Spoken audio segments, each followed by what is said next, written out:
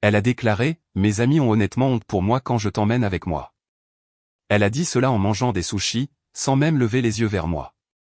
Ce moment, je crois, restera gravé dans ma mémoire plus fort que tout le reste.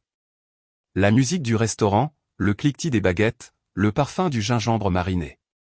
Tout s'est effacé, ne laissant que le goût amer de ses mots. Je suis resté là, figé, à la regarder si calme, si sûre d'elle. C'était un samedi soir pluvieux à Paris. Nous étions venus dans ce petit restaurant du Marais où nous avions eu notre premier rendez-vous. Je me souvenais encore de son rire d'alors, de la façon dont elle avait rougi quand nos mains s'étaient frôlées pour la première fois. Tout semblait si loin. Je crois que j'ai compris, à cet instant précis, que quelque chose s'était brisé depuis longtemps entre nous. Peut-être que je n'avais pas voulu le voir. Elle, avec son monde brillant, ses amis élégants, ses soirées dans des galeries où je me sentais toujours un peu de trop. Moi, avec mes chemises simples, mes livres d'occasion et ma manière un peu gauche de parler des choses qui me passionnent. Je me suis souvenu de la première fois qu'elle m'avait présenté à ses amis. Leur regard poli, leur sourire crispé.